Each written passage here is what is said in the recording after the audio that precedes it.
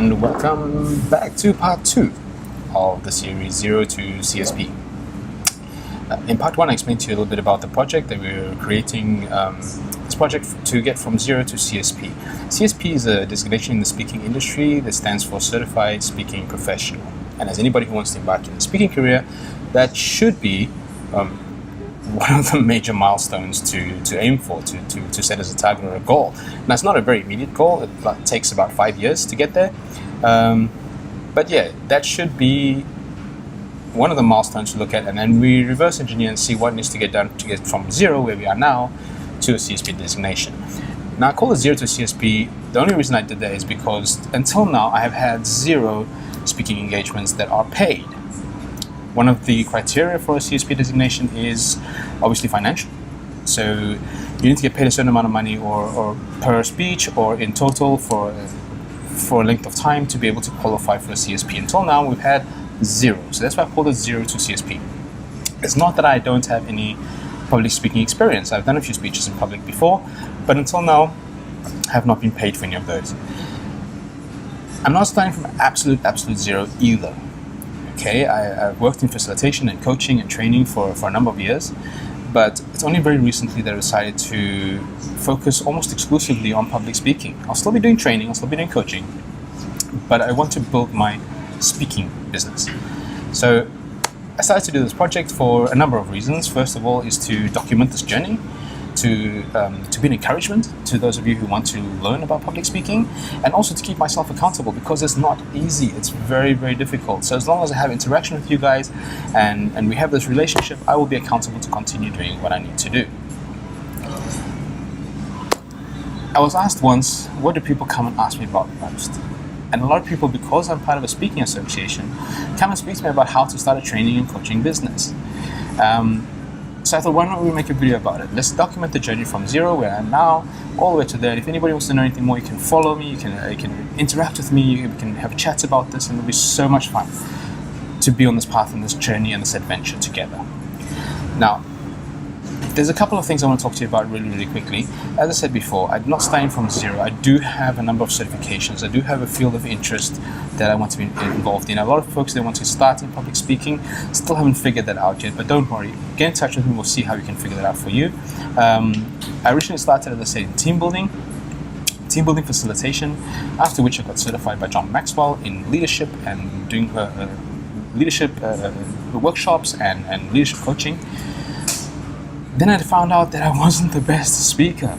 So I went for speaker training. And then in my coaching, I thought there's something missing here. So I went and got certified in NLP so I can understand how the brain works and how the mind works and how we create limiting beliefs for ourselves. Then I figured, people need to know about themselves. So I got certified in epigenetics, which is a profiling tool. It's an amazing profiling tool. By the way, a lot of these things I'll put in the credits or the comments later on, so you have access to get more information about those. Further down the line, I met this amazing man who encouraged me to get certified in Belbin team roles. Again, it's a profiling tool, but it's more team orientated. It's how to develop dynamic and high performing teams. From that point onwards, my career moved in a certain direction, which was more towards where my heart was, and that was culture transformation. I'm certified with Barrett Value Center to use their cultural transformation tools, which is an amazing tool to use if you're looking to create change in your business culture. And the reason why I got into that in the first place was that is the problem I wanted to solve. The problem was I saw people being miserable every day. Every Monday they would be so miserable, going to work, shuffling to the office, and Friday it's TGIF day, waiting for the weekend. The weekend's gone in a second, back to Monday, and the monotony starts over and over again. It's a big vicious circle. And yet I knew people who were really, really happy in their jobs, happy in their companies, happy in their businesses. So I did some research to find out what these people were doing that were making them so happy, what the leaders were doing, what the organizations were doing to keep their employees motivated, to keep them happy, to keep them engaged, to keep them loyal to the company. And these companies were thriving. So I looked into that, and that is my field of expertise. It's culture transformation, culture change, and it's values-based. It's values-based because values drives all of our emotions and our actions. So that was the reason why I got into this in the first place. There's my field of expertise. It's going to be a long journey. It's going to be a long trip. It's about 5 years down the road. I'll share as much as I can with you. The first video was a short introduction. The second one is a bit more in depth about who I am. The third one is going to be my interview with Frederick Harron, a very, very short interview, but he's in the place where I want to be in the next 3 to 5 years. So it shows that distance that needs to be covered, and obviously the possibilities that's there. And I know Frederick Harron from the Speaker Association because he's the president of the Speaker Association. So my first advice to you is join the Speaker Association. If you're looking to become a public speaker, join the Speaker Association. Definitely there's one in your area. Get online, look for it, and you will not regret it. Not just the learning you'll get from there, but the people you're going to meet will open your mind to what's possible in the world of public speaking. The second piece of advice I'm going to give you as we get started is start reading, start learning everything you possibly can about what interests you that you want to share with the world, about your message you want to share with the world. There's definitely material out there, and there's definitely people that you can speak to get that done.